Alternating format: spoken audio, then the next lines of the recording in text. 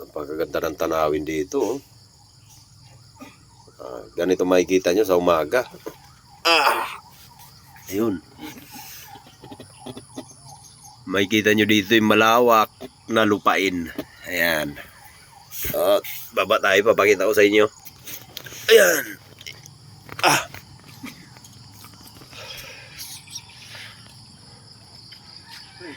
Good morning. Ayan, nagbinta ng mga buti. Ayan, kinarga niya yung mga buti dito. Ay.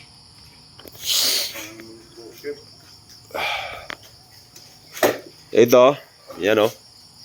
So, kita nyo.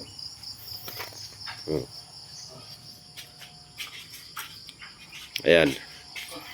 Ito yung tinatawag na box bender. Ayan, manual.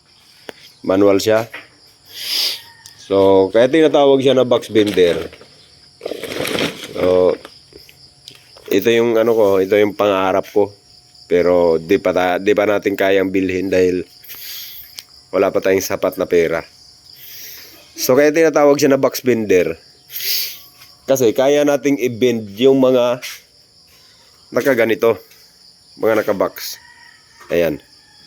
So, halimbawa, kung ano yung sukat nito, ayan. So, pag nabin mo yung tatlong side, isa, dalawa, tatlo, nabin mo yung tatlong side. So, pagka street bender lang ang gamit mo, hindi mo na mabibend siya ng pa-box.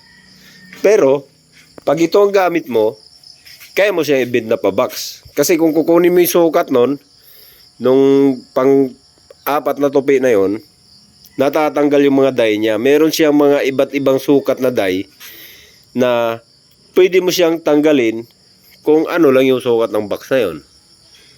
So, yan yung dyan, yan yung purpose dyan. Kaya ganito yung die niya.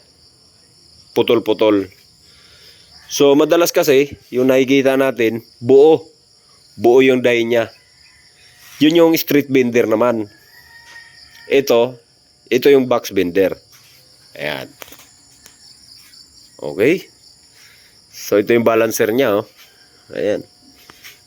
Ayan, pag tinulak natin to, ayan. Ayan, magbibend na siya. Ayan. So, ito, ayan pala, oh. Ayan sa baba. Ayan yung solid na bakal na yan. Yung solid na bakal na yan, diretso.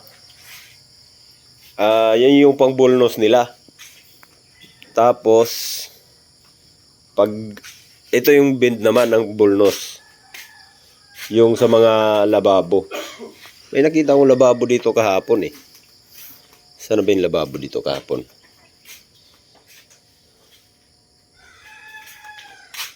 Wala. So ito yung mga gawa ng ng boss ko dito sa Batangas.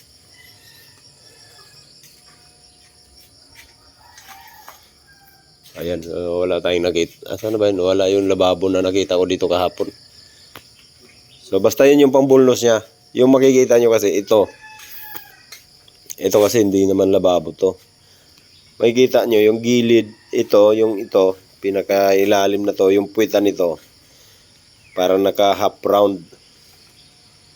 Yun yung bulnos. Yun yung purpose ng die na yun. Iniipit lang din dito yan. Okay. So, ito yung shop niya.